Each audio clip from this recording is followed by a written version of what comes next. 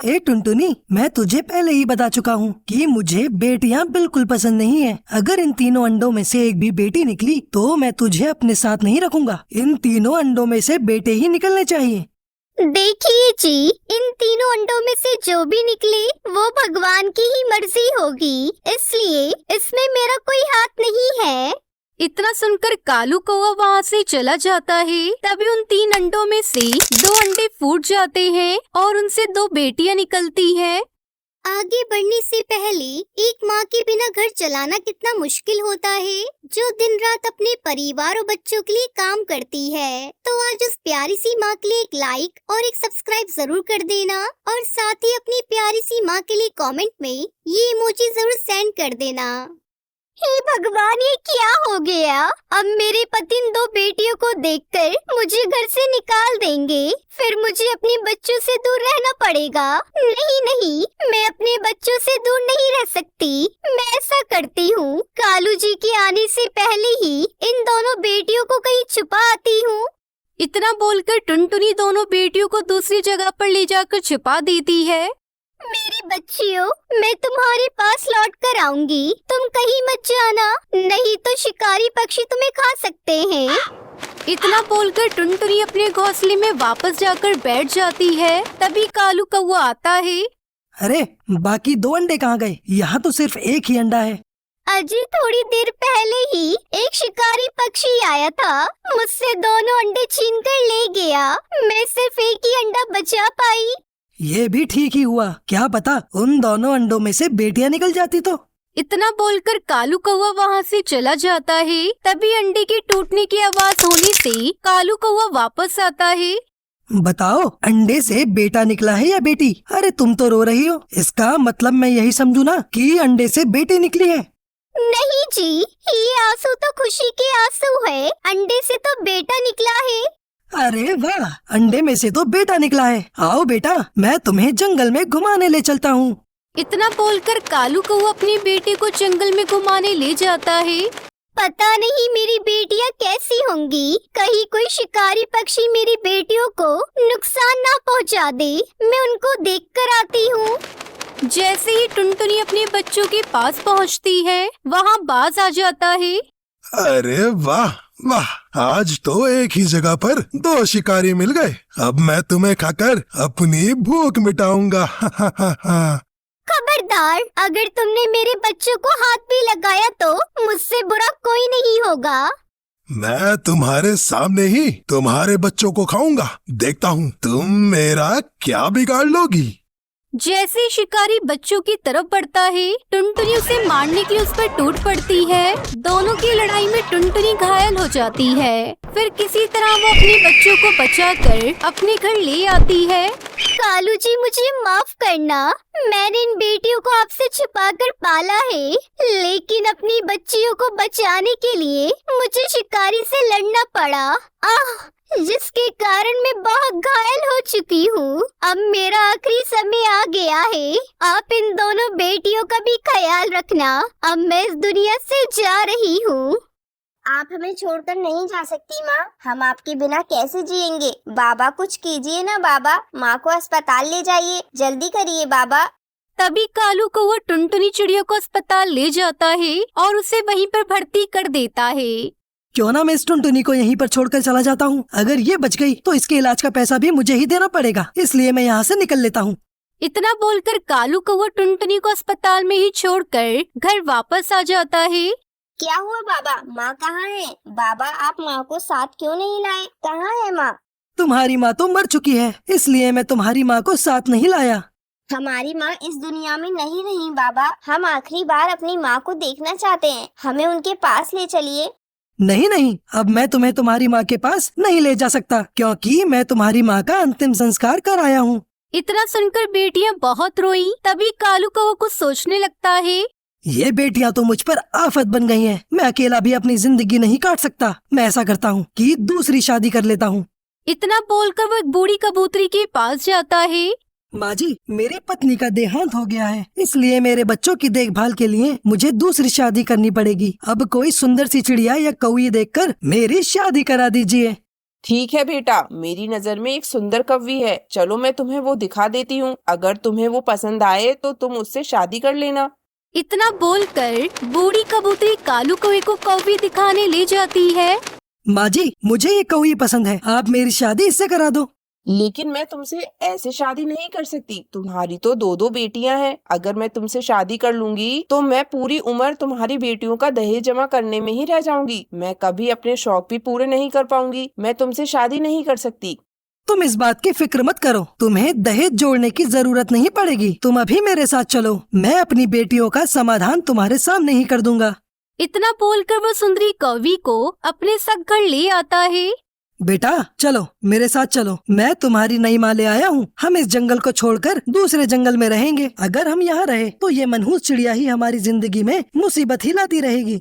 नहीं बाबा, नहीं, हमें छोड़कर मत जाइए। अब तो हमारी माँ भी हमें छोड़कर चली गई। आप भी छोड़कर चले जाओगे तो हमारा क्या होगा? तुम्हारी बकबक मुझे और नहीं सुननी। चलो सुंदरी, हम दूसरे जंगल में चलकर शादी कर लेते हैं।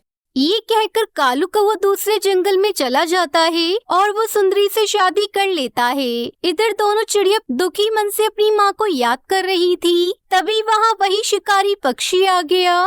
बहन चुप रहना, यहाँ पर वही शिकारी घूम रहा है। अब तो हमारी माँ भी इस दुनिया में नहीं रही जो हमें शिकारी से बचा सके। तभी शिकारी पक्षी घूमता हुआ बच्चों के पास पहुँचता है। क्या कहा? तुम्हारी माँ इस दुनिया में नहीं रही? मैंने तो उसे पहले ही कहा था कि मुझे ये बच्चे खाने दे, लेकिन उसे अपनी जान प्यारी कहा थी। उस दिन तो तुम्हारी माँ ने तुम्हें बचा लिया था, लेकिन अब तुम्हें कौन बचाने आएगा? अब मैं तुम्हें खा कर ही रहूंगा। नहीं नहीं, हमारी माँ को कुछ नहीं हुआ है। हमारी माँ तो हमारे लिए दाना लेने गई थी। वो देखो पीछे, उधर से आ रही है हमारी माँ। तभी टुनटुनी चिड़िया दाना लेकर घोंसले में पहुंचती है और बाज पर हमला करके उसे मार डालती है। टुनटुनी चिड़िया अपनी बेटियों को सारी बात बताती है। माँ, अब आप हमारे साथ ही रहना। इस तरह टुनटुनी चिड़िया अपनी बेटियों के साथ खुशी खुशी रहने लगती है। ये कहानी हरे भरे जंगल की है, जहाँ कई सारे पशु पक्षी अपने अपने घोंसले में अपने अपने परिवार के साथ बहुत ही खुशियों भरा जीवन बिता रहे थे। कोई पक्षी अपने बच्चों के साथ खुश था, तो कोई पक्षी अपनी पत्नी के साथ, तो कोई पक्षी अपने माता पिता के साथ खुश था। और उस जंगल में एक कालू नाम का कौवा ऐसा पक्षी था जिसके संसार में कोई अपना नहीं था। न उसकी शादी हो पाई थी, न उसका कोई साथी था। वो बस अकेले ही अपना जीवन जी रहा था। एक दिन कालू कौवा अपने घोंसले में बैठा हुआ था, तभी उसके पास एक बंटी कबूतर आता है। क्या हाल है कौवे भाई? अकेले बैठे बैठे क्या सोच रहे हो? कुछ नहीं कबूतर भाई, बस अपने जीवन का आनंद ले रहा हूँ। अरे कौवे भाई, आप भी कमाल करते हो। अकेले कैसे कोई जीवन का आनंद ले सकता है? बल्कि हम पक्षी तो अपने परिवार, अपने बच्चों, अपनी पत्नियों के साथ खुश रहते हैं। अच्छा, लेकिन मेरे जीवन में कोई है ही नहीं। पत्नी और बच्चे होने से संसार में समस्या होती है, परेशानियाँ होती हैं, बहुत से सुख दुख होते हैं। जब हम अकेले रहते हैं तो ना कोई दुख होता है, ना कोई समस्या। हम आराम से खुशी खुशी अपना जीवन बिताते हैं। कौवे भाई, आपने केवल अकेले रहकर जीवन का आनंद लिया है ना, इसलिए आपको ये नहीं पता है कि शादी के बाद हम पक्षियों का जीवन कितना खुशहाल हो जाता है। हमें जीने के लिए एक नया अंदाज मिल जाता है। आज आप अपने इस अकेले सन्नाटे भरे जीवन को भूल जाएंगे जब आप मेरे साथ मेरे घोंसले में चलकर एक दिन बिताएंगे। सवेरे सवेरे पत्नी का वो प्यार से जगाना, रात में थके हारे घोंसले में आने के बाद जब पत्नी अपने हाथों से प्यार भरा भोजन बनाकर खिलाती है, उस प्यार भरे भोजन को खाकर सारे दिन की थकान दूर हो जाती है। क्या इतना सब कुछ होता है शादी के बाद? मुझे तो ये पता ही नहीं था। हाँ कौवे भाई, शादी के बाद जो जीवन होता है ना, वो एक खुशनुमा खुश मिजाज जीवन होता है। आप एक बार शादी करके तो देखिए, आपके जीवन में भी खुशियों की बहार आ जाएगी। अगर ऐसा है कबूतर भाई, तो मैं शादी जरूर करूँगा। ये हुई ना बात। पर मैं शादी किससे करूँगा? कौन सी पक्षी मुझसे विवाह करेगी? अरे उस बात की चिंता तो आप छोड़ दीजिए कौवे भाई। मैं हरी तोता और बबली कबूतरी, हम तीनों मिलकर आपके लिए एक सुशील आज्ञाकारी चिड़िया को ढूंढेंगे। फिर आपका जीवन भी खुशियों से भर जाएगा। मैं अभी जाकर दोनों पक्षियों को ये बात बता देता हूँ। बंटी कबूतर खुशी खुशी वहाँ से उड़कर बबली कबूतरी और हरी तोता के पास जाता है और उन दोनों को सारी बात विस्तार से बताता है। क्या? अरे उस मुरझाए हुए पौधे को अचानक से अपने ऊपर हरियाली लाने का शौक कहाँ से पैदा हो गया है? सुनो बबली बहन, आप अपना ये मजाक बंद करेंगे और कृपया करके उस कौवे के सामने कोई भी ऐसी बात मत कह देना कि वे कौवे भाई का मन शादी करने से मना कर दे। बड़ी मुश्किल से मैंने उन्हें मनाया है। अरे मुझे क्या, मैं कहाँ कुछ बोल रही हूँ। तीनों पक्षी उड़कर पास वाले जंगल में जाते हैं और एक कुंवारी चिड़िया को देखते हैं जो अकेली उस जंगल में एक घोंसले में रहती थी। अरे कौन है रे?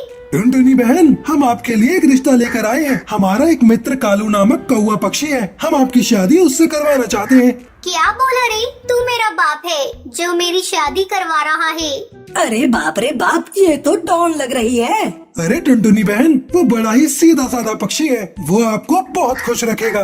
काफी मेहनत और मशक्कत के बाद टुनटुनी चिड़िया कालू कौवे से शादी करने को राजी हो जाती है। बंटी कबूतर और वो दोनों पक्षी टुनटुनी चिड़िया को अपने जंगल में ले आते हैं और देखते ही देखते दोनों की शादी हो जाती है। तभी टुनटुनी चिड़िया बंटी कबूतर से कहती है, ओ निठल्ले कबूतर, चल निकल अब यहाँ से। शादी हो गई ना, अब कल्टी मार यहाँ से। अरे बाप रे, ये चिड़िया तो बहुत ही खतरनाक लग रही है। सुनो छिचोरो, दोबारा यहाँ दिखाई दिया ना तो हड्डी तोड़ूंगी, फिर मोड़ूंगी, समझा ना? अरे कबूतर भाई, ये किसको ले आए हैं? हमारी भलाई अभी इसी में है कि चुपचाप यहाँ से निकल लो। तीनों पक्षी वहाँ से निकल जाते हैं। टुनटुनी चिड़िया के बात करने के अंदाज से कालू कौवा आश्चर्यचकित हो जाता है। अब क्या बैल की तरह यहीं खड़े रहेंगे? अंदर चलिए अब। हाँ चलो। दोनों पति पत्नी घोंसले में आते हैं। अच्छा टुनटुनी, अब अपने हाथों से अच्छा सा खाना बना दो। पागल हो गया है क्या? मुझे क्या अपनी नौकर समझ कर रखा है? चल अब मेरे लिए और अपने लिए बढ़िया सा भोजन बना। और सुन, भोजन में अगर स्वाद नहीं आया ना तो तेरे पिछवाड़े को मार मार कर लाल मिर्च की तरह बना दूंगी। कालू कौवा चुपचाप दोनों के लिए भोजन बनाने लगता है। देखते ही देखते कई दिन बीत जाते हैं। टुनटुनी चिड़िया कालू कौवे पर इतना जुल्म करती है कि सारा काम उसी से करवाती है। कालू कौवा भंवरे की तरह अपने जीवन में गोल गोल घूमने लगा। वो टुनटुनी चिड़िया से इतना परेशान हो जाता है कि एक दिन वो अपने घोंसले से उड़कर एक पेड़ पर आकर बैठ जाता है और अपने आप से बातें करने लगता है। अरे अच्छा खासा कुंवारा था, फंस गया शादी करके। तभी बंटी कबूतर और हरी तोता दोनों वहाँ से उड़ते हुए जा रहे थे। तभी वो कालू कौवे के पास आते हैं। क्या कौवे भाई, शादी के बाद मजे से कट रहा है ना आपका जीवन?